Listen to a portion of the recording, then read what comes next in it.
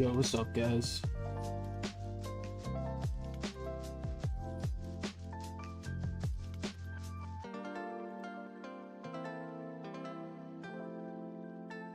Willie P and Mikey are far worse than Melee stats. Yeah, we'll get into them. When are you gonna address the slider allegations?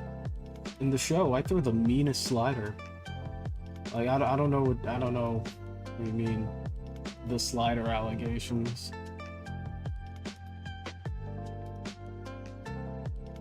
Oh, let me. I can't hit the slider? No, I can't. Let me change the. If I don't. There's a smash.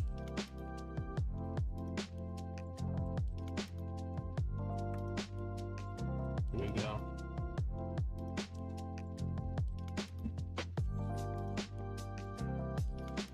Is the music too loud? Let me turn it down a bit. Alright. What's going on, guys? You were watching Hungrybox's stream and then accidentally clicked on this? Well, welcome. Welcome to the stream.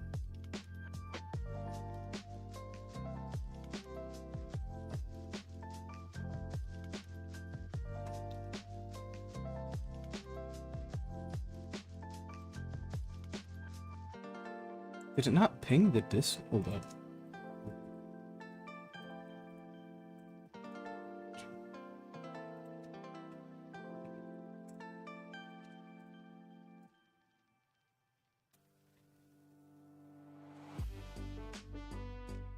Hold up.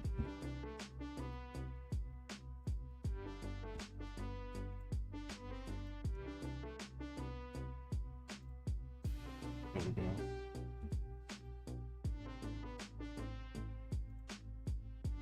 Alright, what's going on, guys? You gotta get vaccinated, Yo! dude. You gotta get vaccinated. Spencer, Redalek. Welcome to the channel.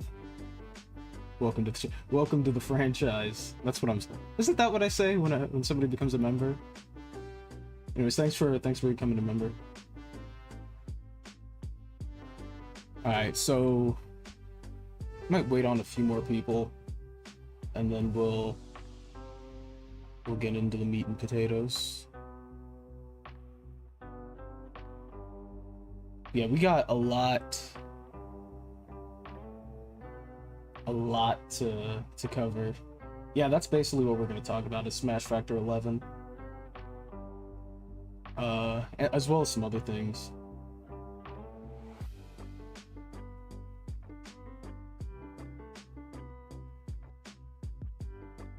You gotta get vaccinated, dude. Yo, Dave the Sanic. Vaccinated. Thanks for the channel membership.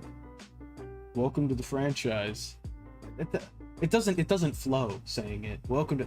I gotta get a better cadence when I'm saying it. I need a better catchphrase. Yeah, we'll get into everything because there's a ton to unpack. I want to chop the stream up into videos like I normally do, but I might have to do like multiple videos for this one stream. Yeah, let's get into the meat and potatoes. I have like a bunch of tabs queued up of what we're going to talk about today. But we might have to go off script because there's just a lot that I might be forgetting. So basically, what day is it? Tuesday? So on this past weekend, a few days ago, Smash Factor 11 happened, which is a Mexican like major. I think it's the biggest one in Mexico. It might be. Last year they allowed Hacks to play when most majors had him banned. Last year Hacks was unbanned from his local scene, and he was unbanned from certain tournaments here and there. Smash Factor being one of them. So after all the stuff that's been going on this year, they were like on their Facebook, I think that is. Anyways, they did a community poll, right? To be like, hey, should Hacks attend? And 79 votes, 93% said, yeah, let him play. so they let him play. And I think that's not unreasonable. Apparently, like, I heard that their mind had already been made up, but regardless, I think it's like, if you want, like, it's not like hacks is no one would consider hacks like a danger to the community, right? Like, even the people who have him banned are like, yeah, he shouldn't be labeled as like a danger to the community. Maybe to himself, you know, he's been going through stuff, he's been hospitalized a couple times, but let me move the view counter.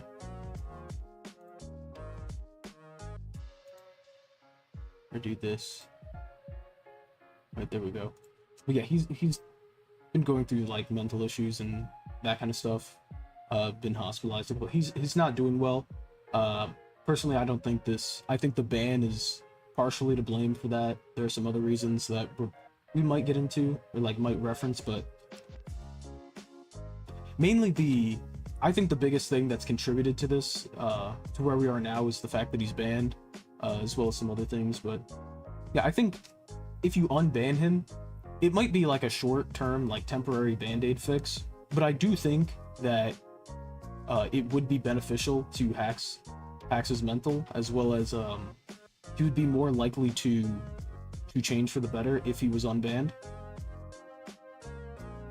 But yeah, they decide to let him play because, again, he's not like a threat to anyone. He's not a danger, and they enjoyed having him last time. They want to have him again. Then all of a sudden, on Melee stats, let me open this. So on Melee stats, they do like, I guess, tournaments that are happening this weekend. They showed a bunch of tournaments, but they didn't show Smash Factor, which is probably the biggest of these tournaments, or at least the biggest one in Mexico. And it was a massive deal. HBox was going, Mango was going, S2J was there, and they just left it out. Like, you can see, they don't have any of the events here. They have all these smaller events, with some notable players, right? But like, it's HBox and Mango.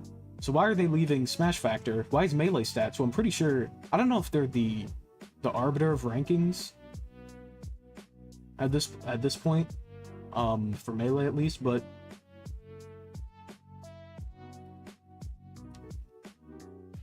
yeah, they're a big deal. Like, they're respected by people in the community. And yeah, to leave out like such a big event with, again, HBox, Mango, S2J, it's like, why are they leaving this off the list? And it turns out, so they're asking, like, Smash Factor is also happening. Isn't that the big one for the weekend? Like, it's the biggest event. Danny's lacking in journalistic integrity department, it seems. Danny, I believe, is the person who wrote this.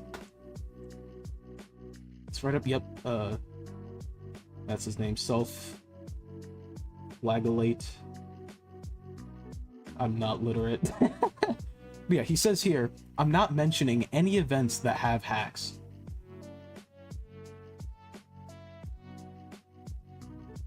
So they're just not going to count. They're not going to count the event that has HBox and Mango at it, like two of the most notable players, like the two most notable players. Maybe not the best players at this point in time, but still the most notable. They're just not going to include that tournament because Hax is there, because they came to a decision that they disagree with. That's not okay. He also mentions how their financial technicals in this tweet mentions their financial consultant Chroma, who is not a good person. First of all, a few years ago, he made fun of like HBox's deceased father, which is terrible. And then he was, we'll get into what he did later, but yeah, so Melee Stats already has like a massive hate boner for hacks, because Chroma's like best friends with Greg Turbo. So yeah, they're not including the tournament that has hacks at it. Melee Stats podcast, you see he wrote this article.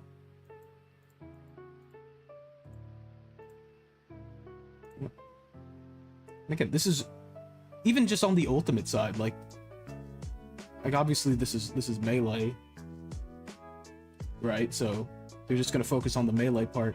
But like, look at the players that are attending just in general, across Melee and Ultimate. Spargo, Sonics, Light,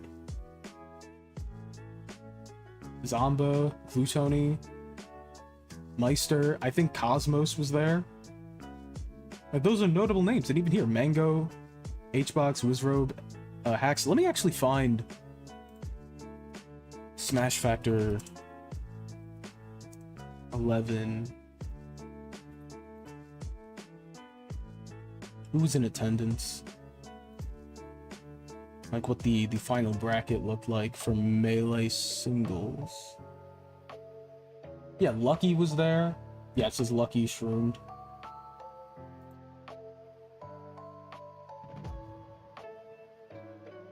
Yeah, Mango was there. Eddie Mexico, who's like the best player in Mexico.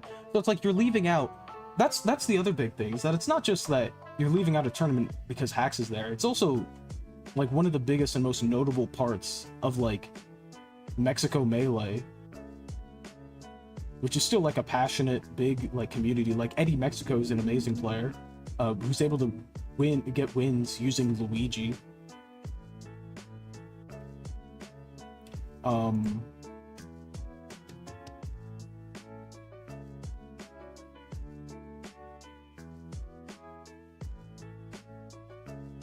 Yeah, this is like an important part of like a huge part of the Mexican scene for Melee, and it's being left out. And then Jackzilla, who hosts the Four Side Fights podcast, he mentioned as well, he chimed in. He said they're letting a widely banned player in, which I think is whack, especially because they did it based on a Facebook poll, not actually talking to TOs who did the ban. So I talked about other stuff on my comedy show this week instead, and Danny didn't promote them to his readership on his blog. The decision to not consult TOs with information, run a public poll, screams of engagement baiting culture war BS. Would you run a... This is where it gets insane.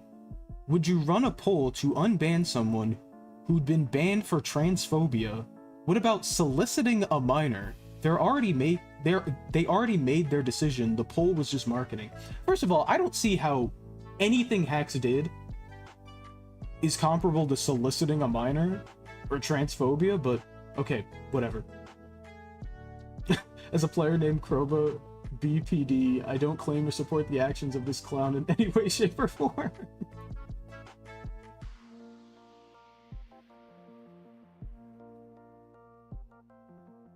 Oh, so Melee Stats and Melee and On Me did the 2022 and 2023. So are they also doing this year's? Because if they're doing this year's and they're just gonna leave this event out, maybe they don't.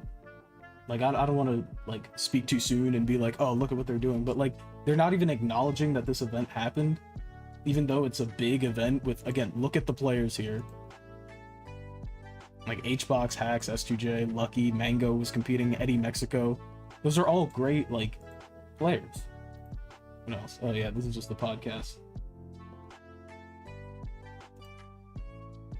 The TOs who signed the ban did not publish all the yada yada yada yada. Okay, where's the part? Okay, Smash Factor TOs could have reached out, gotten more info, and made a more informed decision. This is the problem that I have, is that they're basically saying, hey, if you want to unban this guy, you have to go through us. You have to contact us Americans, because we run the community, right? We're the big dog in charge. Like, you have to consult us. We are the community. If you want, like, you don't, like, no, that's dumb. Like, why do they need to contact you to make the decision, their decision? So let's say they did contact American TOs and then they said, yeah, we're gonna unban him. Would you have then talked about it? Like, would you have talked about it on your comedy show? Would Melee Stats be talking about it? It's like they're allowed to have their own opinion. It's like they didn't go with the groupthink and they're upset, right? So you have all these TOs that are like, we want to ban Hacks. Mexico was not a part of that. They came to their own decision because they're their own event, their own TOs that can make their own decisions. They have their own agency, their own brain, and they decide we'll let him play. we like him, we're gonna let him play. And they got upset. They literally got upset because they were like, you didn't run it by us. You gotta run it by us. you didn't consult the TOs. Also, like, engagement baiting culture war BS. Like, they just ran a poll and the majority of the people said yes. Yeah, we're gonna get to the okay, are my alerts not going off? I see the super chats. Let me read them. Oh my there we go. God, no way, yeah. Jackzilla, I can smell the soy from here. Thanks for the two. But yeah, we're gonna get into to everything in a bit. And Full Metal Bleach note. At some point this stream, please discuss 2,174 meters only facing a 2-month ban from NYC Melee for telling Hacks supporters to swallow a 12 gauge. Yeah, we're gonna get to that part. Face. Because that plays into this whole situation.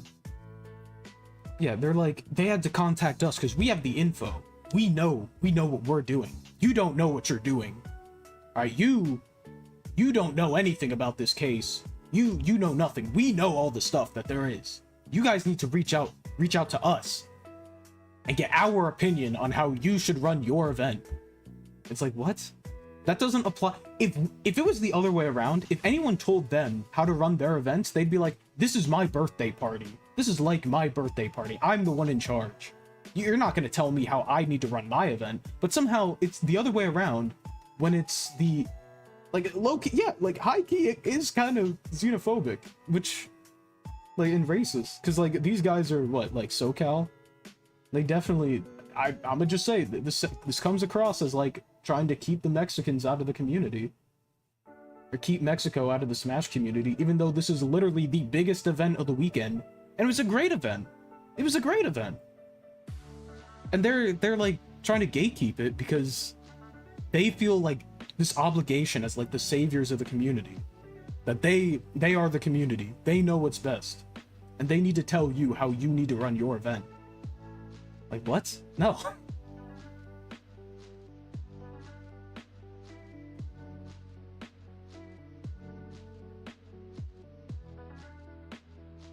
It's just like, it's like if you flip this and you told like Mikey or any of the TOs who run events, apparently Jackzilla runs events here. Thanks for the 50 pesos. Mexican here, we don't need their lame permission to allow whoever we want. In fact, they were racist because they thought we don't know English. Yeah, thanks for the 50. But yeah, yeah, you don't need their permission to run your events a certain way. Like, that's what pisses me off, is like, you're trying to control other people's events and how they want to run it. Like, I will criticize these TOs. Like, I don't like any of these TOs. But they don't have to listen to me. They don't listen to me. Like, why are they obligated to reach out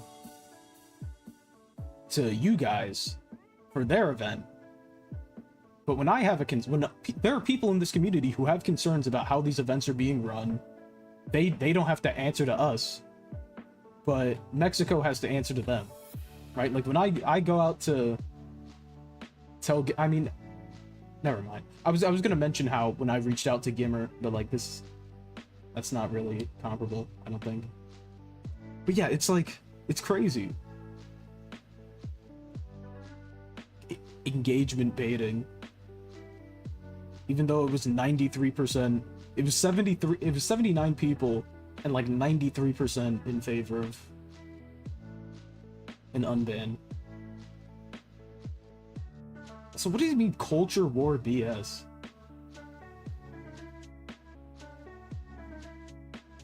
Culture war BS.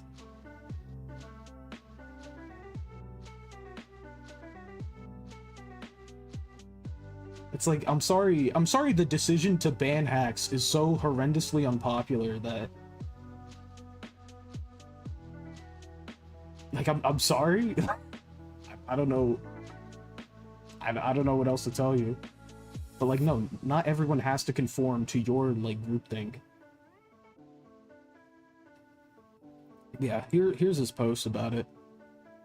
said, "Dear US Melee TOs, USA is not the world. We don't need anyone's permission of who can play.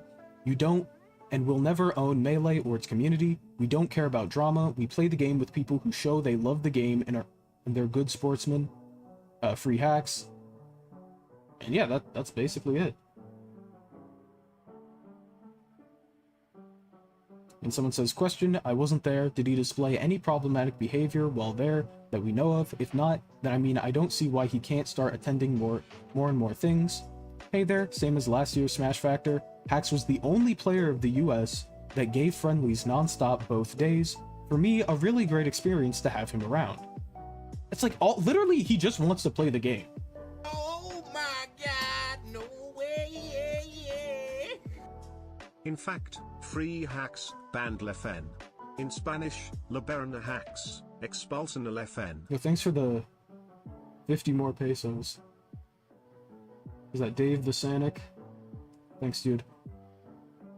But yeah, it's like he literally just wants to play the game. Like, literally just wants to play the game. And these people just don't.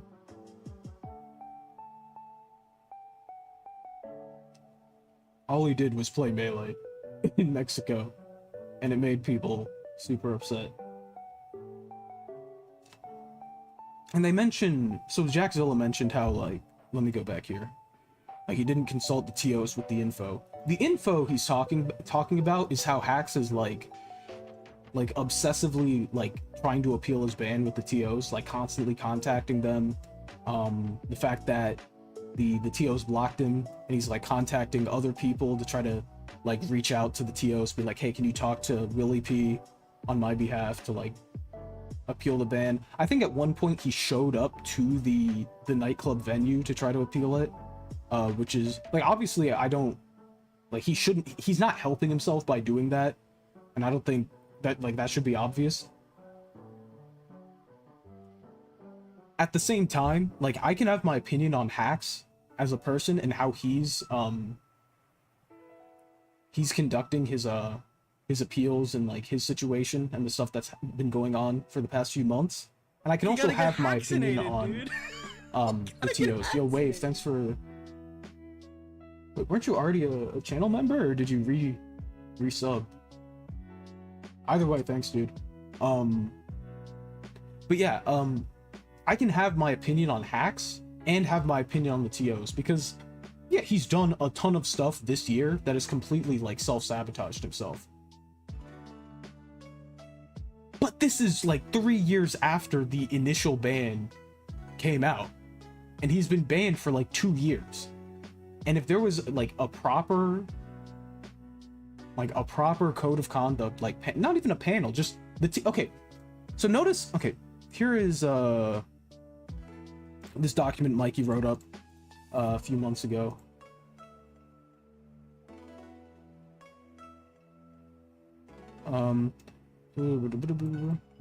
Where is it?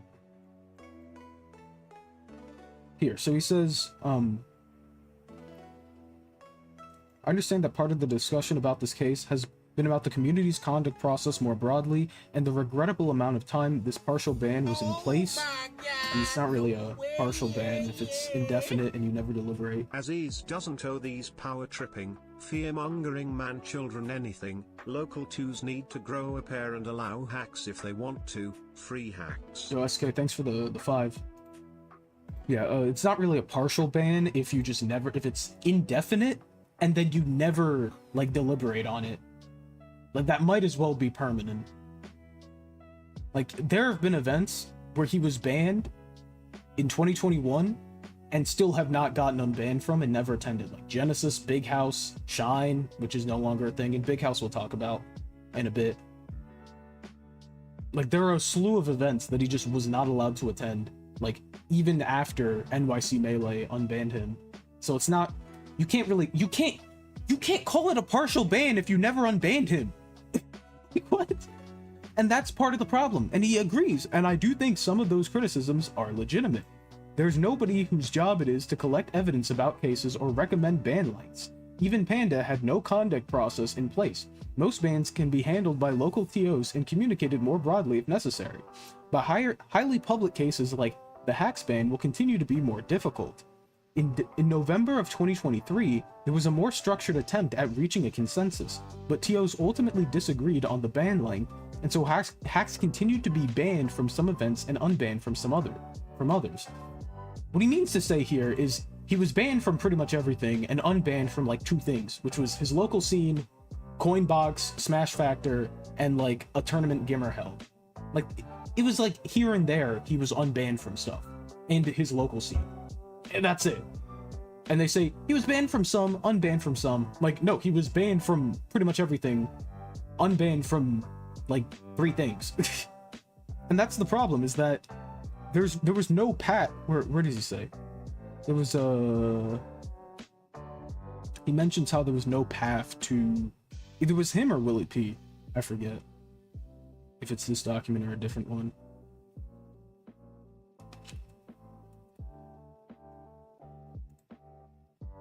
Yeah, it's probably Willie P.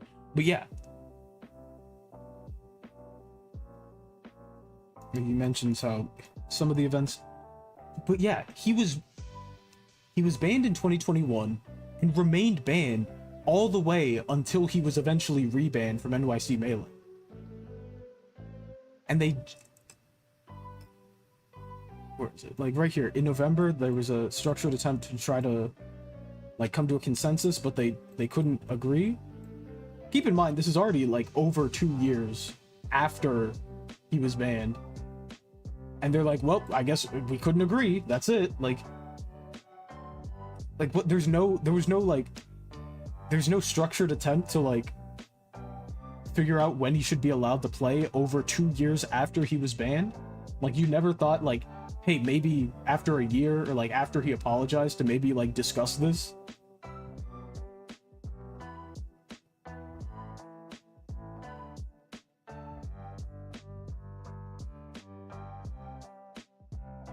It's just like, this is if they had done their job then, before any of the stuff that happened this year happened, we wouldn't be in this situation. Like, that's the thing, is that if initially when he was banned, they didn't just say indefinite ban, or at the very least said indefinite, but then eventually came to a consensus that everyone could agree with, or if TOs were just more willing to be like, you know what, we're unbanning him, then it's like, we wouldn't be in this situation. He's done all of this stuff because he wants to play the game. He wants to get unbanned after being banned for the past, like, forever. Like, yeah, should he be harassing these TOs and, like, trying to communicate through blocks and, like, going to the venue to discuss things? No. But we shouldn't be in this situation! We shouldn't be here!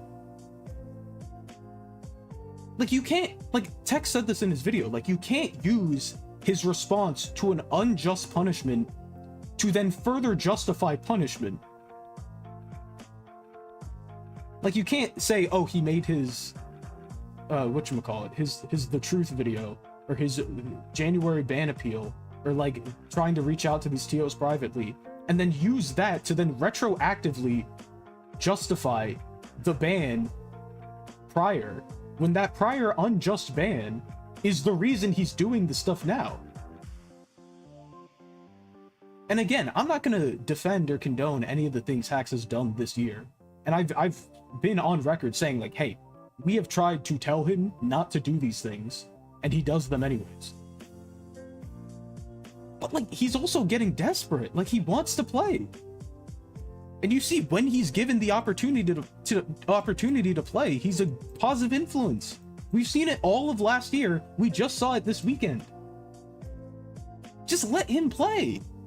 Like, it's not that difficult.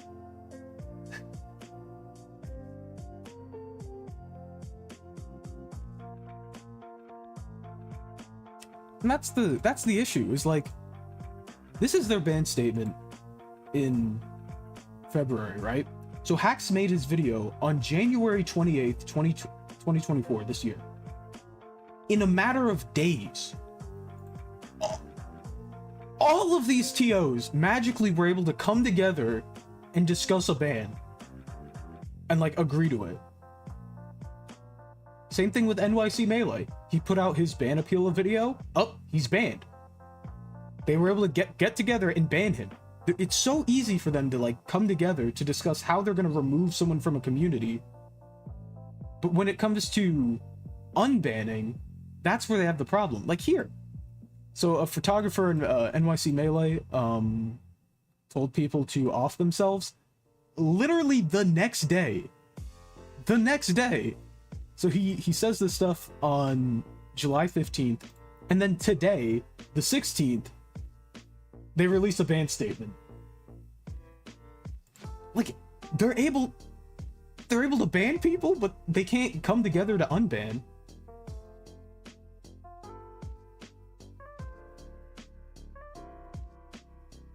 That's the problem. If they were able to come together to deliberate and unban like they do for these bans, none of this would have happened. We wouldn't be in this place we are now.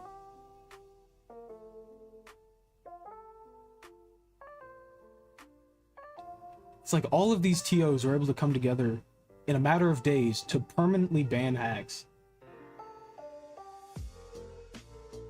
But when it comes to unbanning, it takes them years to then not come to a agreement.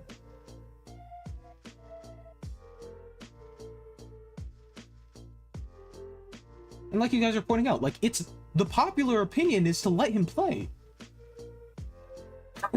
That's the popular opinion.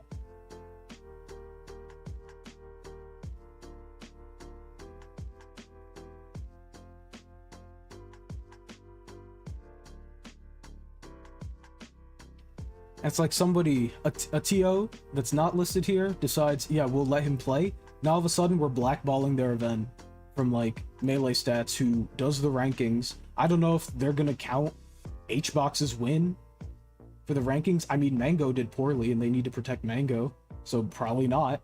But yeah.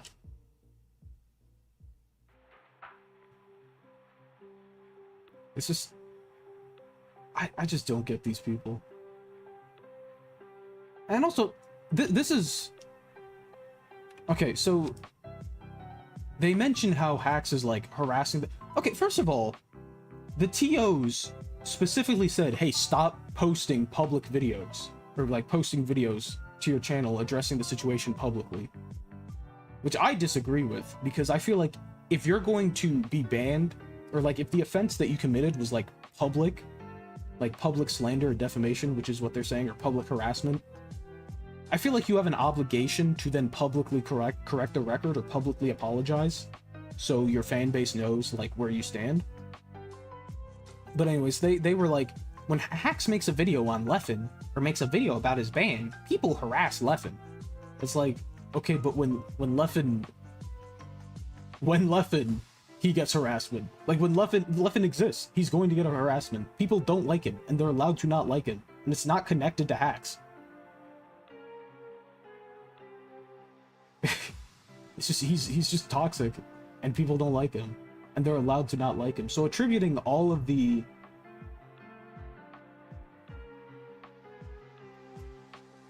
Like, attributing all of the harassment to just when Hacks... When Hacks posts about his ban, to be like, oh, when he talks about his ban publicly, it incites harassment. It's like when Leffen speaks, he... Oh, what the hell? Slime made a... Hold on, let me find this. You guys are saying, was this today?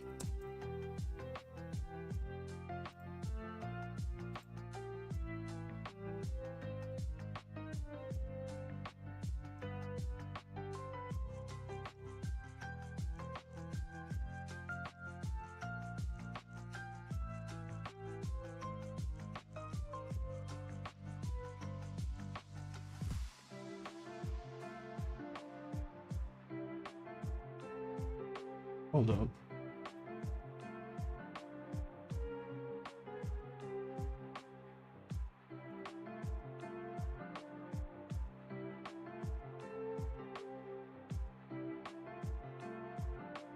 When was Slime's response to Mr. E?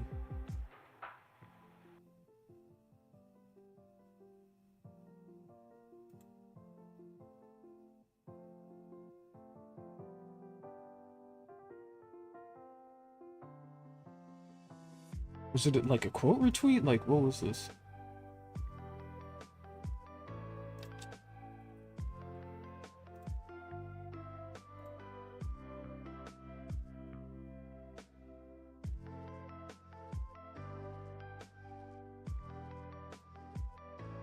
Oh, I see.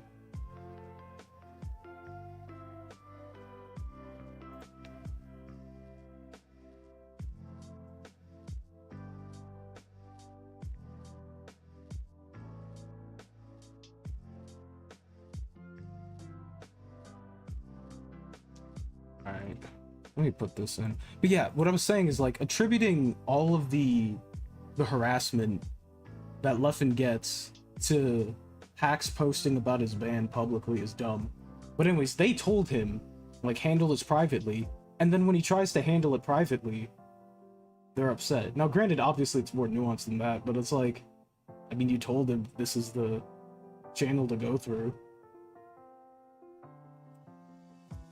And also, if we're gonna talk about, like, harassment, so Dark Gen X posted this a while ago, of basically detailing all of the stuff that's been going on behind the scenes up to that point, some of the issues that Hacks has been having, and he noted that Hacks had been hospitalized twice at this point in time. I think now it's at least 3 times,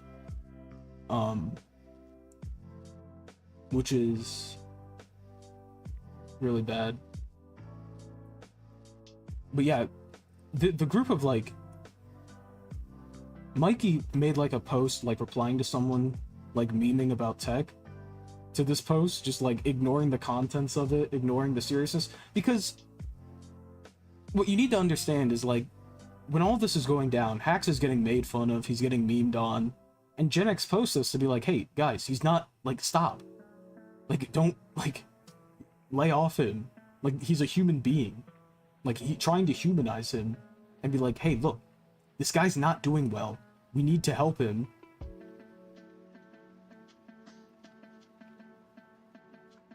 Like, just stop. Like, don't meme on him. And it's like, Mikey doesn't take this seriously. And then what happened is, after the technicals video, Greg Turbo, which is Hax's, like, rival. He used to work for 20XX. Completely defrauded the company, got fired, but was able to basically steal the intellectual property by extorting them to the box, created his own rival company. There was a whole lawsuit handling the thing that's been resolved, and yeah, Greg basically posted like a slew of like 300 pages worth of depositions that were not public, despite people like Jackzilla lying and saying that they were not.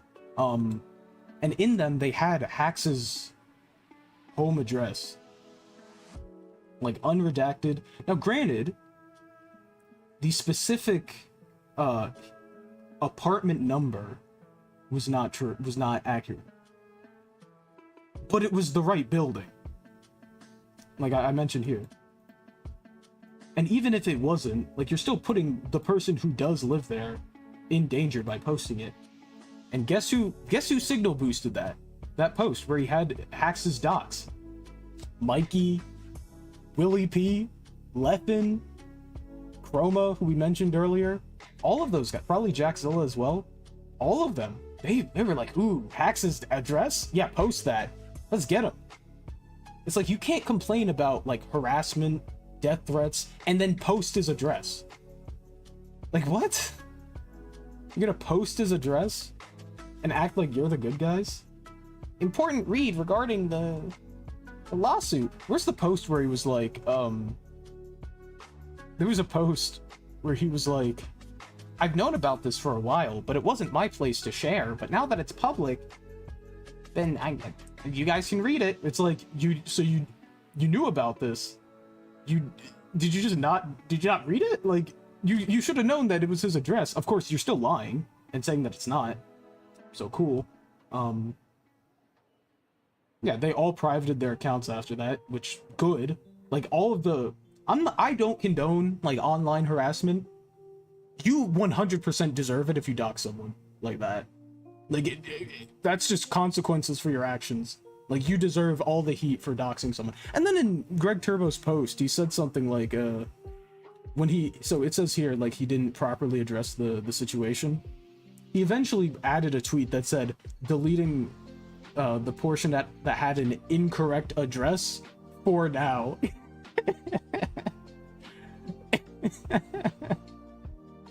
Like, for now. As if he's just gonna dox him later. It's like the same people who are like the most outspoken against his ban are doxing him. Like, what?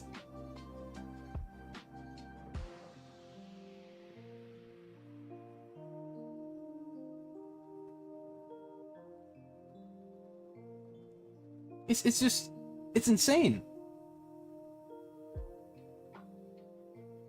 Man, important read. You gotta see his address. Like, all of them. Mikey, Greg, and Willie were all like, it's not his address when it is his apartment building. It's just ridiculous.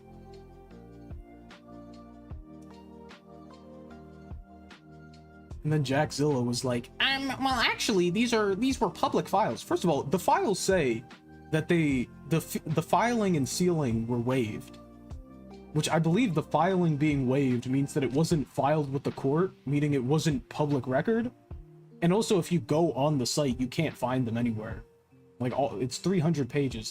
300 pages of not public documents after the lawsuit was already concluded, which would probably get someone in trouble if they did that. Also, the fact that, you know, he doxed him, and they're not gonna ban him, by the way. They're not gonna ban him for posting a guy who's sewer slidal. They're not gonna ban Greg for posting that guy's address. It's like, guess what happened after his address was posted? Hacks got hospitalized again.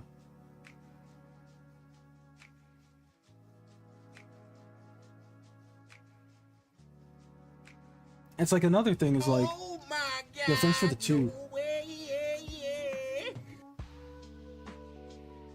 But yeah, what was I gonna say? Which post is it? Yeah, their financial consultant for Melee Stats is Chroma, who posted like a bunch of out of context screenshots of the depositions to try to make fun of Hacks while he's like not doing well mentally. So, yeah, it's just like that, like, conglomerate of people is just the terrible people.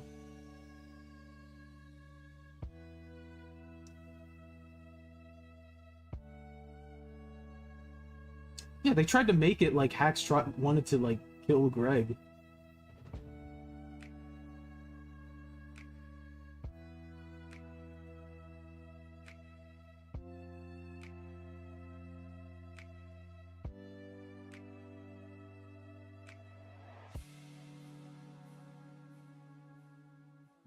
And now they all got like harassed to bits. They had to private their accounts. It's like, again, like, I don't condone harassment, but if you're gonna post someone's address, you kind of deserve it. Like, you kind of deserve everything that comes to you at that point. Especially someone who's clearly not mentally well. You're gonna post their address, and now they're hospitalized a 3rd time when you do that. Like, yeah, you deserve everything that comes, like, all the bad stuff that's happened over the past, like, however long to them, they've deserved. Like, they deserve all of it.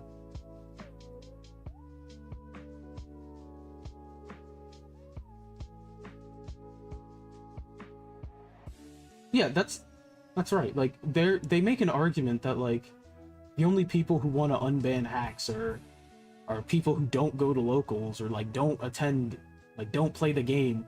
And it's like you say, like Awesome Sauce was like, you don't have to play the game to love the game or the community. But have you thought about Weapon?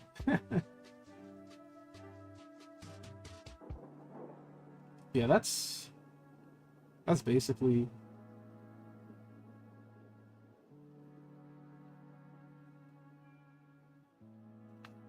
Should I do this? I'm thinking. Because I feel bad, because... Hold up. I mentioned how... Like, I'm not gonna...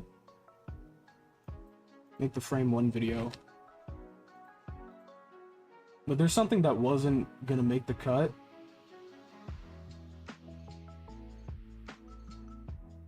Like, basically... So when they go through all the 300 pages of depositions, right?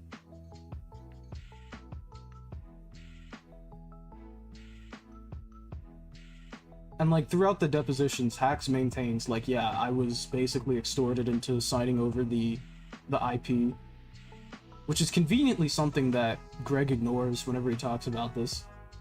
There was a situation with his father, with a company called Skybell. Let me find the document on a computer.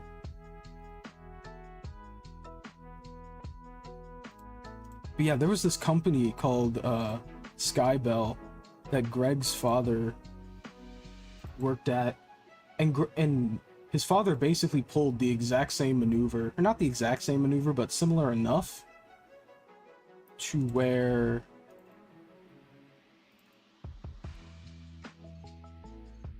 is it?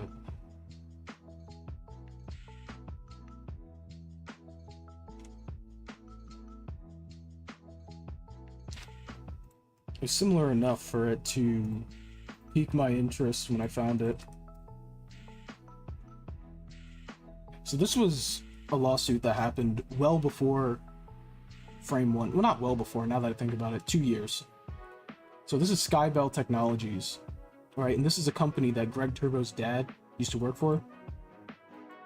Let me also prove that it was...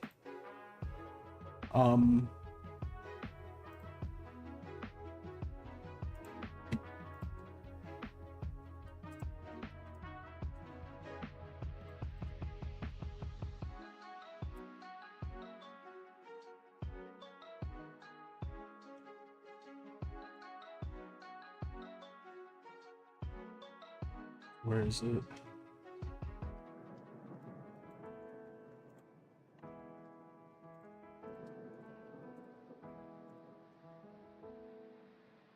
Alright, here it is.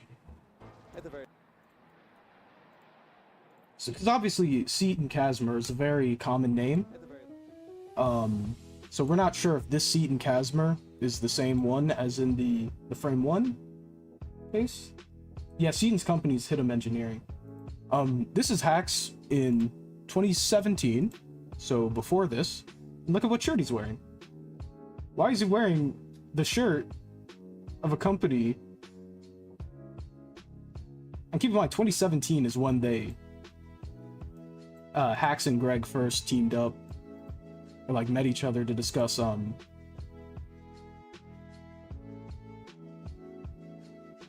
like producing the box, right? So this is Skybell. Alright, Skybell, this is our Seaton Casimir, and his son. I say, this is a textbook theft of trade secrets case that warrants immediate injunctive relief. Cross-complaint designs manufacturers and supplies products for home and business automation solutions, including the Skybell HD, a Wi-Fi's doorbell. So basically, they make like a doorbell, right? And Seaton he resigned from the company, and he stole like all of the stuff. He stole like all of the project files, the electronic stuff, like all of the firmware, all of it when he resigned. That's what they're accusing him of. Allegedly. This is what they say. I don't know. I wasn't there. I'm not qualified, but this is just another, circumstantial. Is that the right usage of the word? I don't know. Where did he say? He said, Oh my God. by depriving Skybell of it. Oh, Yeah. You should make the frame one video. I want to make it, but there's just stuff out of my control that I'm not going to get into here. Hopefully, like, I want to be optimistic. Maybe I'll be able to make it, but like in the future. But for the foreseeable future, it's a no. But this is something that I wasn't going to cover anyways. That I'll include now. Like, I just found this when I was searching.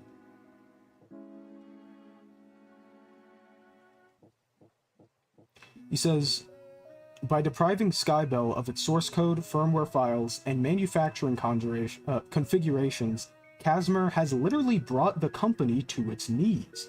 Literally brought the company to its knees. It cannot activate product in the field and cannot manufacture devices ordered by clients. So basically, the doorbell, because Seaton stole all the stuff allegedly, let me say this one more time. Allegedly, okay? I'm just saying, that's what it says here. Is what they're accusing you of. These are the accusations. This was settled, by the way, so for anybody that's wondering. But basically, their doorbell wouldn't function because Seaton took all the stuff to make it function. So if I owned the doorbell, it wouldn't work because of Seaton's actions. And they're saying that, hey, they're trying to sell, like, they're trying to, like, fulfill orders for some of their largest, like, clients, like, where did they say? They mentioned, like, notable companies. Yeah, they were saying this is the best doorbell. Like, they do, like, CNET, Wirecutter, and other, like, magazines. They're like, yeah, this is the best doorbell. He said they stole all the stuff that made it work, allegedly.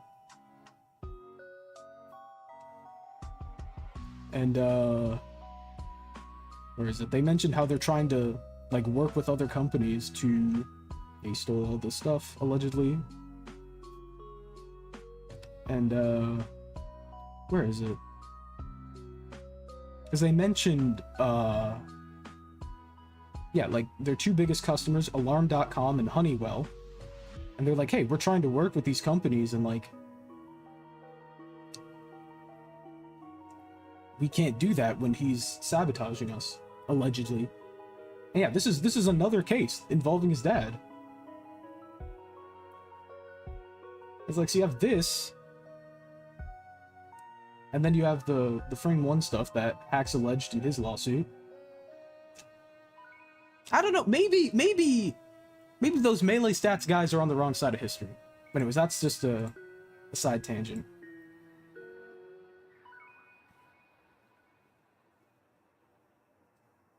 The point is, these people suck. They all of them suck. Willie P, Mikey, Greg, Chroma, Jackzilla, Melee Stats, Leffen. Almost forgot about him.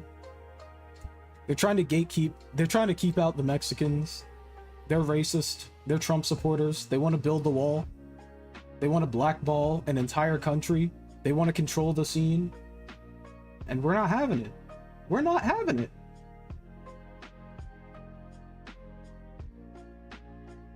And steal the doorbell's IP? Presumably. That's what I'd assume. I don't know why else you would do that. Your neighbors have a Skybell? When did they have one? Did they have it, like, in 2018? And, like, you should ask them if it just stopped working suddenly. That'd be really funny. Yeah, all of that is just alleged. I don't know the true case of that. All I know is that there are similar allegations from one person to the next, corroborating factors. That lawsuit also began with Seaton filing a lawsuit concerning a contract dispute, which is the exact same thing that so if you notice, so his dad sues Skybell for a contract dispute.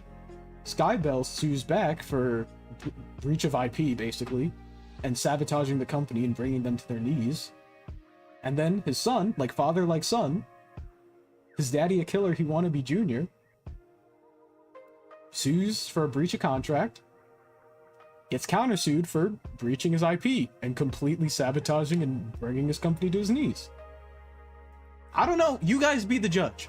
What do you guys think? I'm not gonna force an opinion, not gonna make definitive statements, because again, I wasn't there. I don't know. I wasn't there. I'm just a drama tuber. I'm not qualified. I have no horse in this race. Who knows? This was just out there. I found it on some legal website. I don't know. You guys be the judge. Comment down below. Comment down below who's right, Skybell or Casimir. But yeah, they think they run the community, and then when they try to like blackball or gatekeep people who disagree with them, it's just stupid. Anyways, the next thing I want to talk about was Big House. Alright, so this is the second topic I want to go over, because I want you guys to realize, like, do these TOs, I'm not talking about Rob here, I'm just talking broadly, like, just the community, like, do they have our best interest as a community?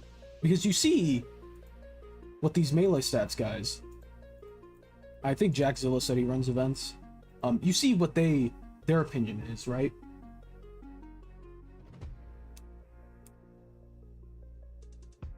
Even though the community's opinion contradicts it, right? I mean, Mexico ran a poll.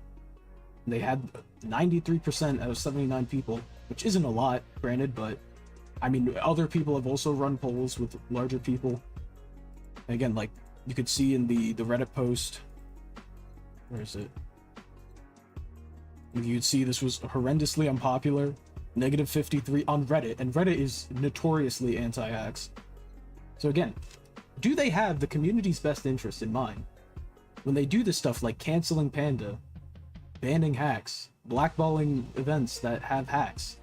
Are they doing this because it's the community's best interest, or it's because they can, and that it's their events, and that they are the community? Which, first of all, they're not the community, right? Like, they don't own the community. What owns the community, what powers this community, is the passion for the game. And you'll see, with a lot of these events, you'll realize that once the passion for the game kind of peters out, because a lot of these TOs, they don't break even on their tournaments, but they do it anyways because they love the game and the community. So when that love for the game fades, there's no incentive to run these events. And that's what the model is for most of these tournaments, is literally just, we do it because we like it. So what happens when you don't like it? Well, it's not like you make money, right? It's not like you're profiting. It's not like running these events is necessarily fun. There's a lot of stress that goes into running these events. Hiring people, managing the brackets, managing the event, making sure everything's on time. There's so much that goes into an event. As someone who doesn't even run events, like, that's still, there's so much that goes into it. But all of that, you can ignore all of that, like the loss of money, the stress, if you really love what you're doing. And for years, these TOs, that's the basis that they run their events on. So, if you guys don't know, Big House this year is Big House is just on a hiatus indefinitely. And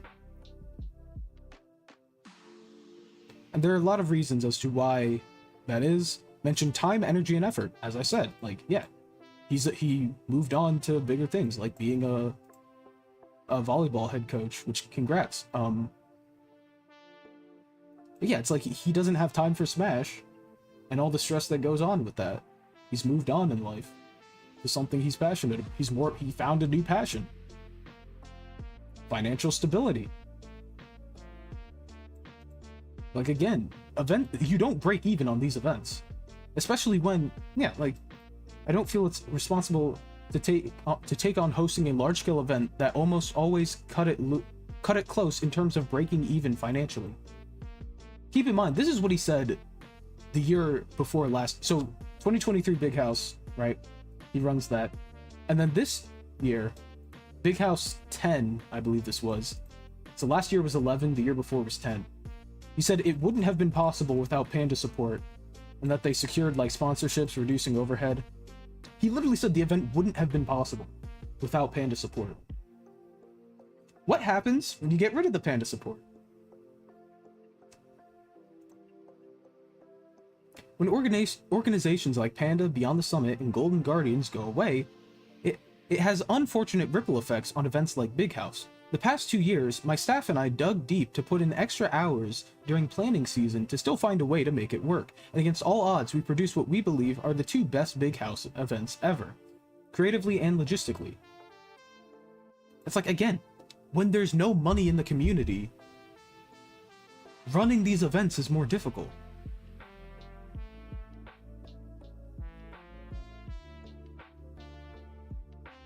When there's not enough money to run these events, it's too stressful, you've moved on to other things, you found a new passion in volleyball. Like, again, I don't think Juggle Rob hates Melee or like is done with Melee. He genuinely loves the game. He wouldn't put on these events for the community if he didn't. But it's just not worth it, which is why it's indefinite.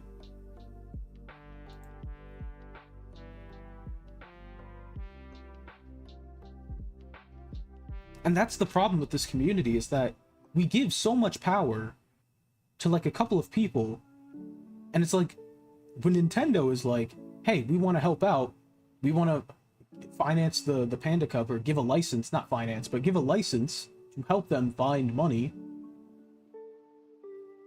they have an issue because that means they have to give up their control. It's the same thing with Smash Factor. They can't control Smash Factor, and that pisses them off. And these TOs would love to make money off of their events. They would love to not be very close to breaking even, but that would mean giving up control. That would mean letting Nintendo have more say in their events, like having the restrictions that come with licensing.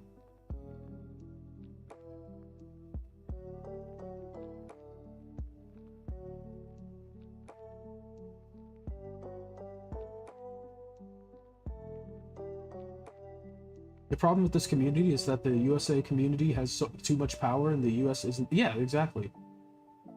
It's like they feel this burden to be like the what's the word?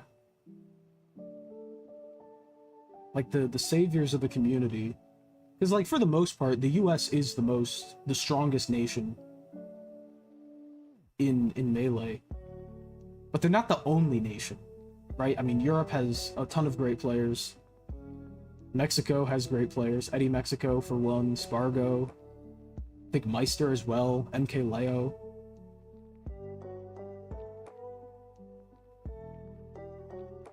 And obviously Europe has Armada, Leffen, Ice, Triff.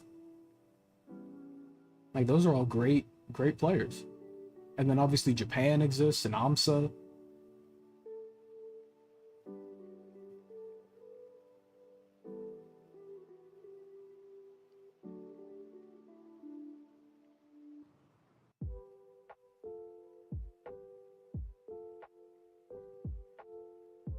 And it's like you have to conform to what they're doing, what the US is doing. When Panda's like, oh, we're gonna do it this, and this, you're like, no, you can't do that. And now you're seeing the effects it has. It's like people don't connect the dots.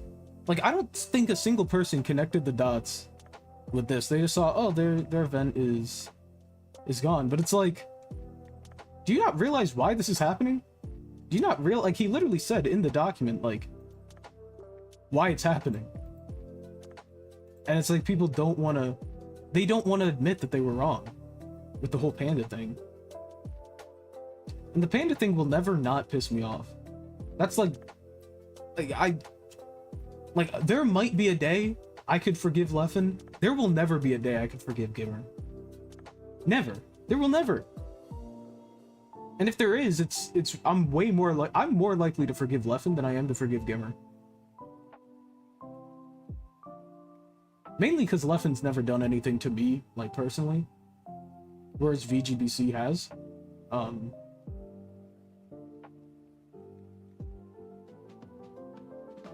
yeah, Panda will never... Like, the Panda situation is never...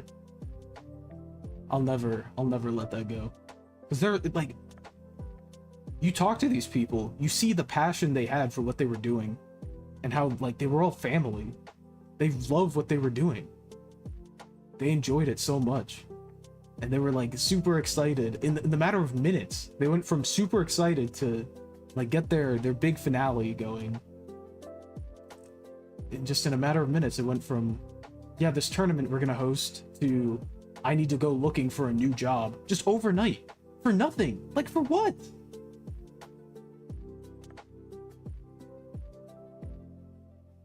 And now, this is a ripple effect from that. He literally says, this wouldn't have been possible without Panda support.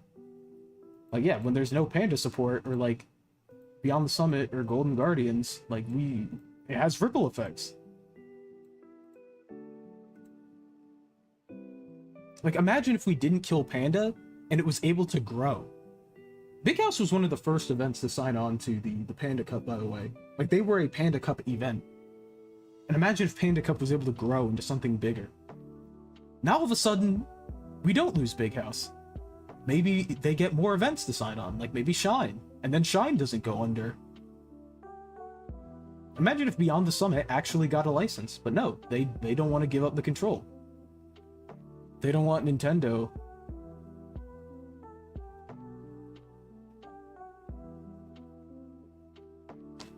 What does that have to do with... What does that have to do with Gimmer? Because Gimmer and VG posted that post. That was like, oh, Panda is evil.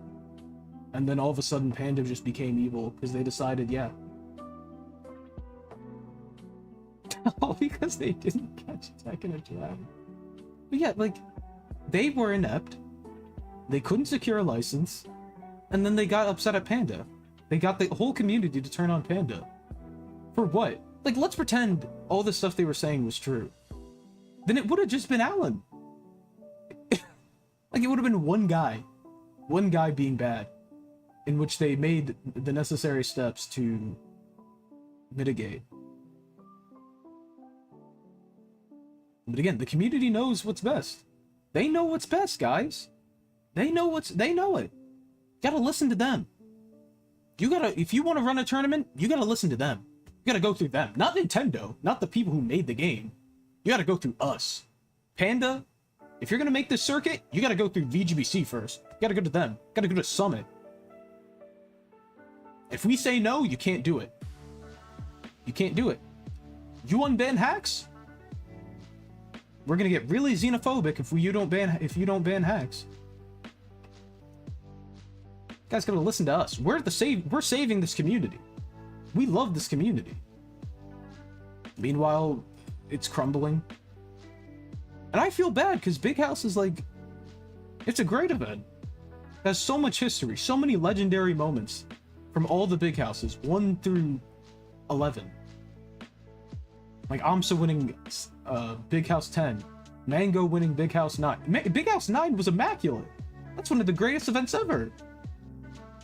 Like Mewtwo King getting, what is it, 5th? I think he beat H-Box. Mango making his losers bracket run. It was a great event. Something else happened at Big House 9. I forget what it is. Oh, yeah, Music King did like a reverse 3-0 on Cody. Like, Big House is a great event. Plup, beat Armada, like so many memories at Big House, and now it's gone.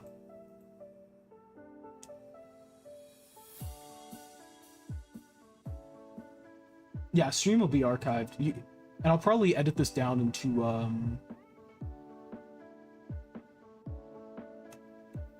some videos for like each topic, or maybe just one mega video. We'll see. Yeah, that also pisses me off. It's like Charlie won't speak about this at all. Like he's like a tourist in the community. He like shows up when he needs to get the what's it, affirmation? Is that the word? I don't know. I'm illiterate. It's like he gets his brownie points when he shows up, but it's like at least make like a video. Like I've literally pinged him on Twitter. I know that sounds dumb, like, oh, I added him on Twitter, but like I feel like you have an obligation to correct the record when you played a big part in why Panda shut down.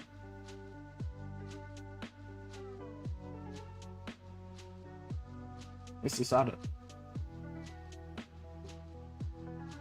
And I know in Charlie's, like, one of his most recent videos, he talked about the whole, like, Cody Co thing. It was like, man, if I were Cody, I wouldn't, because there was one of Cody's friends got, like, allegations against him, and Cody as well, but one of Cody's friends had, like, allegations against him. And Charlie was like, I don't know, but, like, if I was Cody, I wouldn't be friends with that guy with the stuff he was accused of. It's like, what, isn't Light in your organization? Like, Light is best friends with Please Nairo. tell me stream will be archived. I can't listen to all of this live at work. Like, you let Light be friends with Nairo? It's like, you don't want to, like, he's on your team.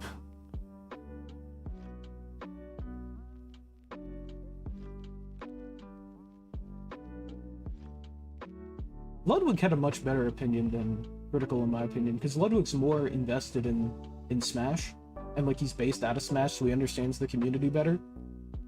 Like his overall argument that he made in his Allen videos was sound. Like he said, yeah, let's pretend that the outcome was that Nintendo would have control over this community, and that it would all be, everything would need to get licensed. He said, yeah, you can make sense of what Allen is trying to do.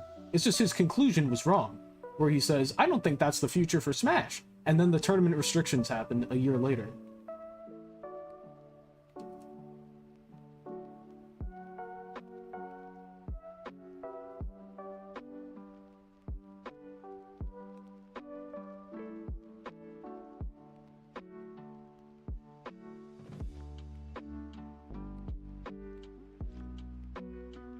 Yeah, I'm not saying he was right. I'm just saying he was more right than Charlie.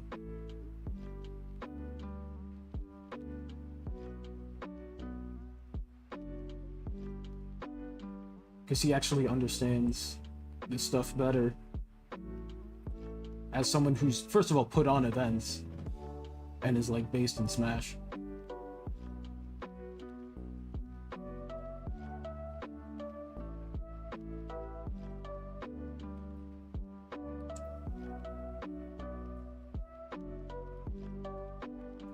Yeah.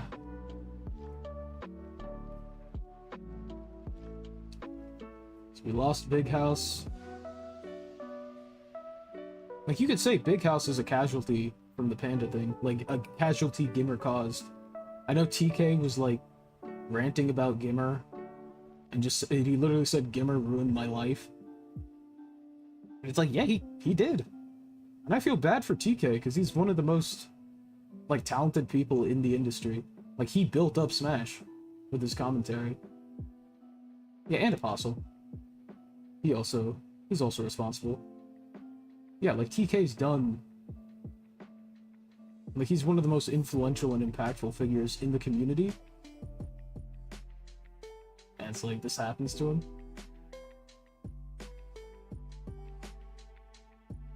It's like, it's stuff like that, like this is why I can't forgive him. I can't forgive Gimmer. Because it's like, you saw Cody was struggling to get a sponsor. like forever, even though he was the best player in the world. Like they messed with him. Like even Isan, like people, and then people who don't even play Smash, like FGC people, having to get laid off or getting harassed. Like Anna Cramling, who plays chess. Like why? She has nothing to do with this, and then she gets caught in the crossfire. And it's not like there was a legitimate criticism against any of these people. Or like there was a legitimate reason to like tear down Panda. The whole reason they went after Panda was because Gimmer was upset he couldn't get his license. It was like, well, maybe if we just burn down the community, Nintendo will change their mind. Maybe if we burn it all down, we might have a chance. If we get enough backlash towards Nintendo and Panda, who knows? We might be able to get our license and take out our biggest competition. And then it didn't work, because why would it? And now here we are. There's less money, infrastructure,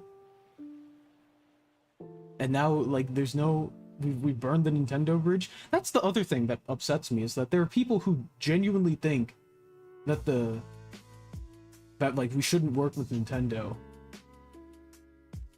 while also being like, I hate Nintendo. Like, they realize that they're at the mercy of Nintendo's wrath when they run these events, right?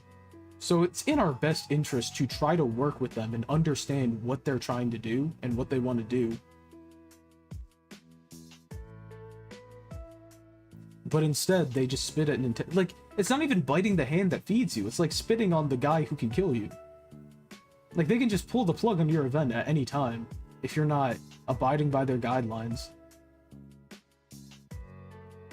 And yet they feel like the authority to be able to be like, yeah, we don't listen to Nintendo. Yeah, Nintendo sucks. This is our community. The community with the pedophiles. That's our community. And it's like, you're just hurting yourself. Like, Alan worked for years to try to build a bridge with Nintendo, and then you burned it all to the ground within a year.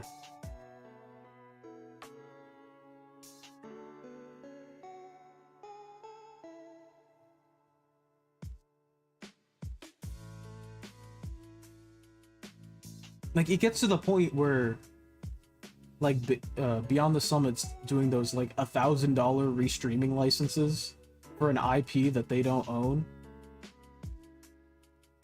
and, like, doesn't abide by any fair use, like, guideline. Like, not even Nintendo. Like, Nintendo's policy on using their content is not as strict as Beyond the Summit's was. You restream a Beyond the Summit event, you get a DM saying, "Hey, stop! You don't have a license." You stream Super Smash Bros. With your friends, so long as it's through the right channels, you can monetize it. You can monetize. Like, Nintendo lets you do that. Big House is like, no, you can't monetize it. It's got to be transformative. That's. I thought fair use was either it's transformative or, like, it's not non-profit. Or, like, it doesn't need to be both. If it's transformative, then it's fair use. You don't also have to have it be not monetized.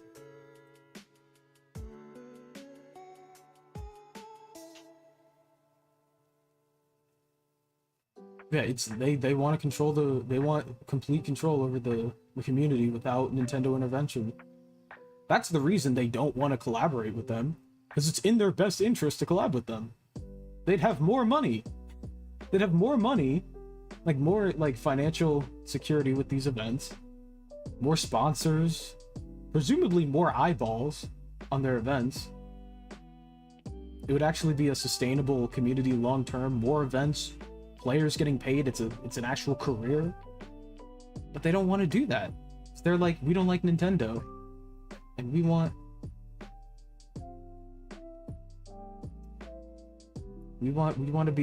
it to be done our way. The American way.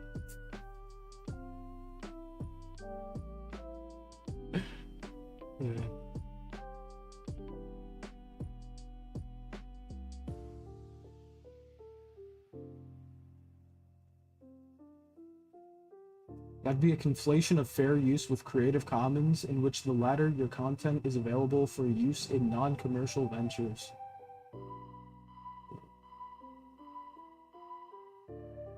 I mean, Beyond the Summit doesn't own the IP anyways, so they can't claim, like, talk about fair use when they don't own the thing that they're selling you. And that's the issue Nintendo has, is like, tournaments like, I mean, organizations like Beyond the Summit and VGBC, they run large, like, tournaments that are unlicensed and commercialized. Oh, yeah, you're agreeing. But yeah, they run these large events that are not licensed, but have mass, like, commercial activity going on. And Nintendo's like, what, you can't do that. You can't sell Super Smash Brothers to these sponsors when you don't own Super Smash Brothers or have our permission.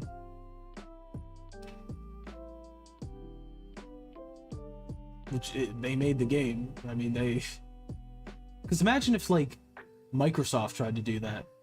They were like, we're hosting a large Super Smash Brothers tournament. Like, that'd be a huge problem. That'd be a massive problem. Like, that would be completely understandable if Nintendo intervened and was like, yeah, Microsoft, stop.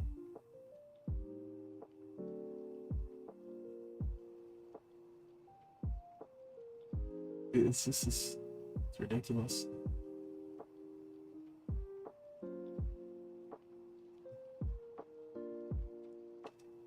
Yeah, that's basically all I wanted to talk about. Like, these TOs, they don't run the community, they don't own the community.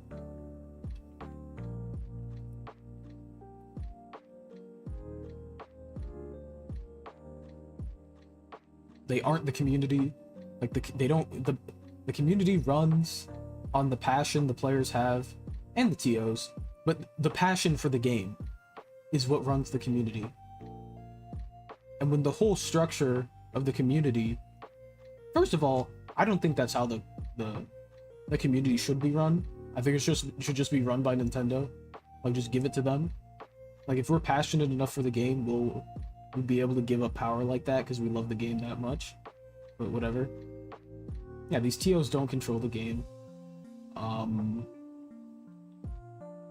People don't have to conform to what they say. Like the TOs in Mexico.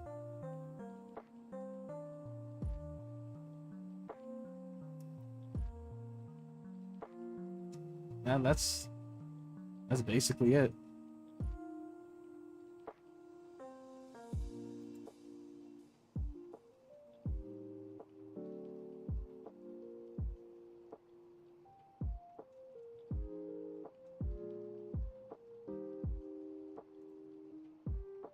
It's like this is still insane. Where is it?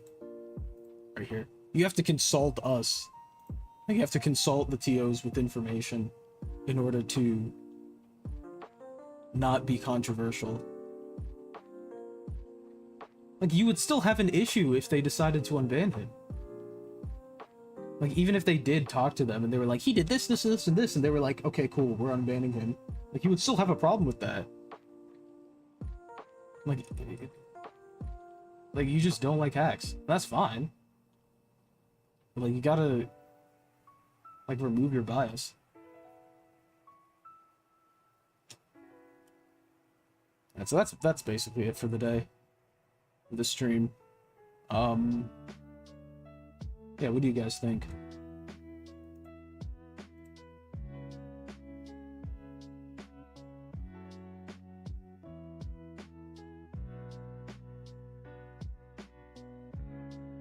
Yeah, I don't like the grassroots approach that this, it's like, it's the grassroots is giving,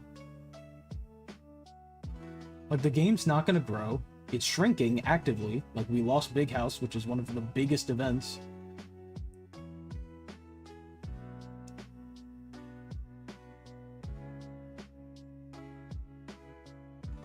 It's letting these TOs, like, ego trip because they're in charge of an event.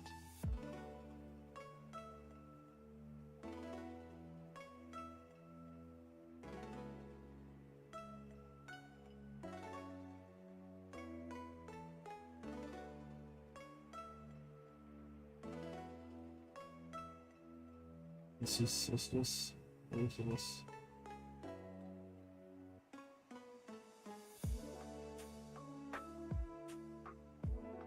$2GG, Big House, Shine.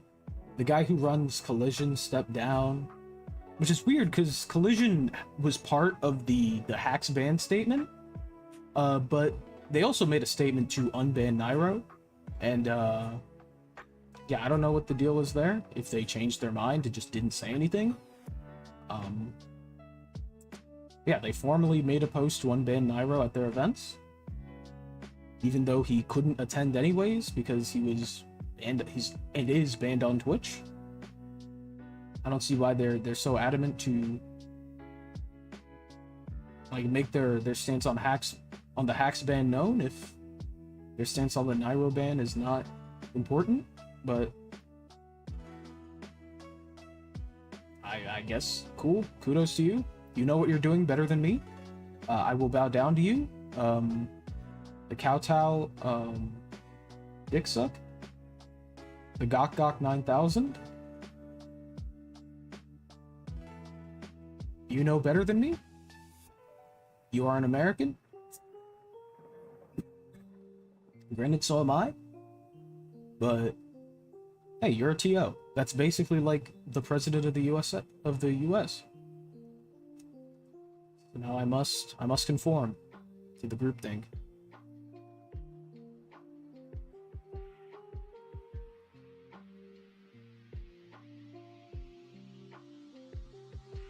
Just wanted to say that you enjoy my videos. Thanks, dude.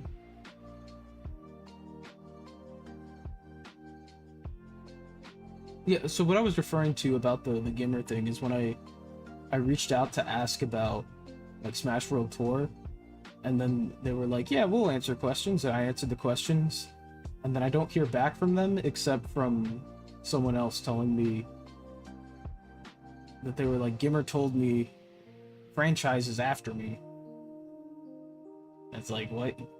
You couldn't respond to my questions? And then later I find out that they were, like, gaslighting Jafor from Moist Esports at the exact same time as I was asking them questions. It's like, you'll respond to a random Twitter thread, but you won't respond to the guy just asking questions. Like, I literally reached out to ask for transparency, ask questions. And you... Okay. Cool.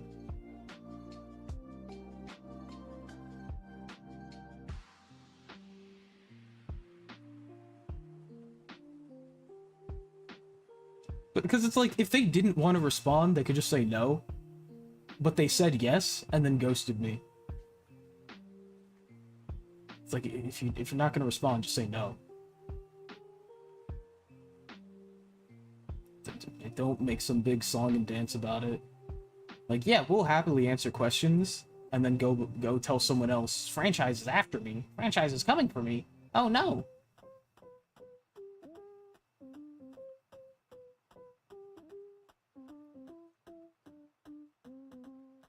I'm muted? No, I'm not. You're lying. You're lying, buddy.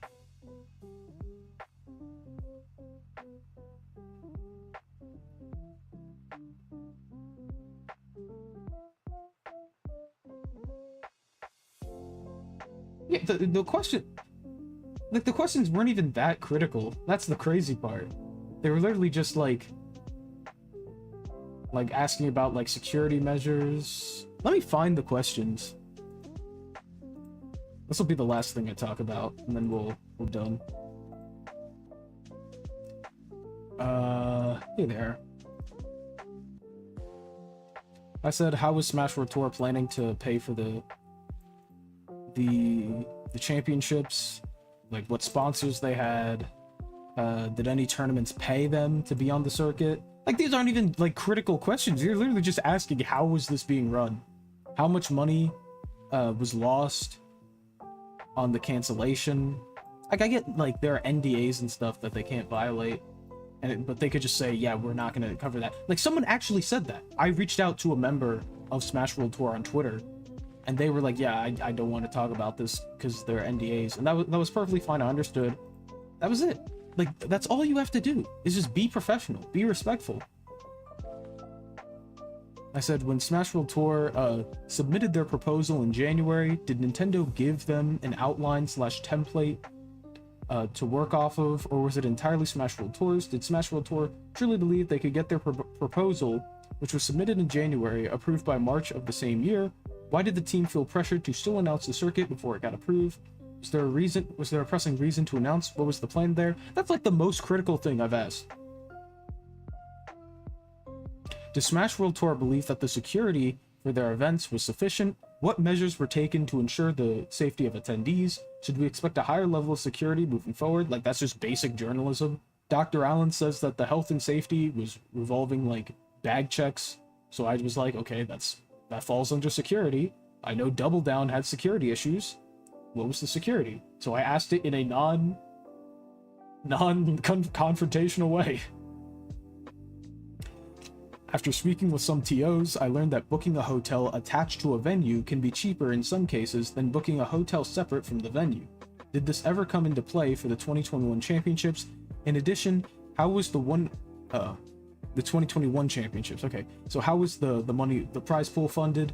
Again, just a basic question, like, how is this being run? Did Nintendo tell Smash World Tour directly that they had to cancel? When Nintendo claims they allowed Smash World Tour championships to continue, is Nintendo lying / being dishonest? Is there more context regarding the phrase, those times are over? Is there any way I could contact a Nintendo rep?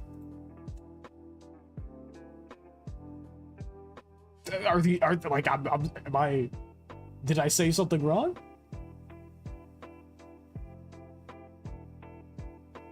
How big of an impact does Smash World Tour believe Dr. Allen had on how things turned out?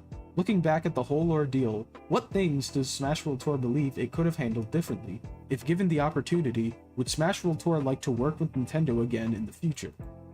Maybe a bit slanted, like talking about like, oh, big like Dr. Allen or whatever, but for the like, what's wrong with those questions?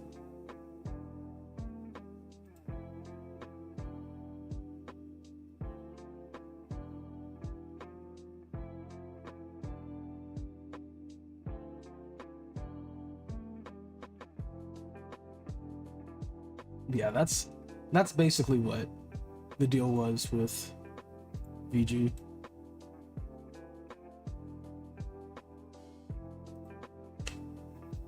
And then there's also the ruining people's lives and taking away their jobs part. Those questions made them scared for life. Literally, Gimmer was like, "Franchise is coming for me. Oh no.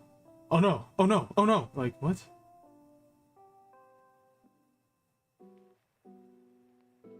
But yeah. Anyways, that's all I had for today. We covered a lot. Yeah. The TOs don't own this community, especially the American ones. Mexicans are people too. Smash Factor was a great event, as it was last year. And, that's all there really is.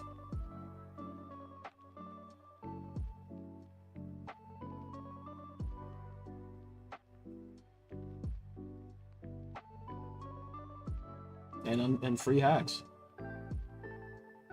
And that's the gist.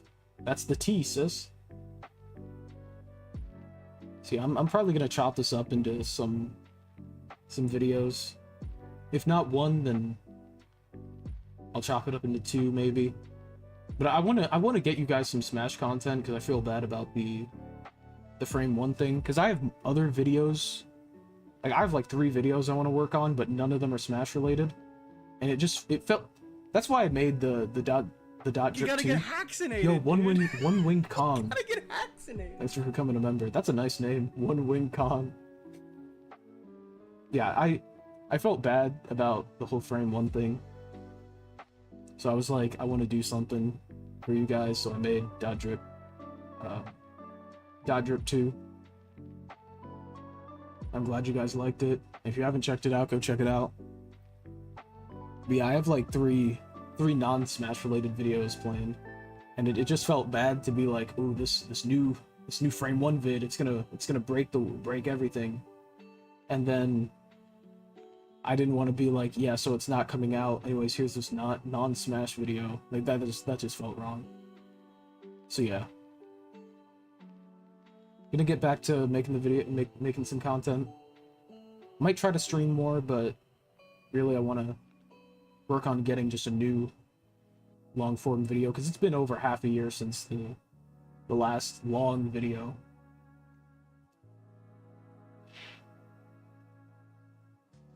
Bring back Among Us Monday. It would be Sus Sunday, not Among Us Monday.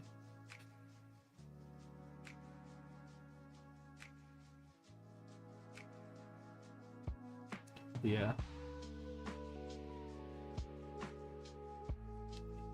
Alright, that's probably going to be it for today.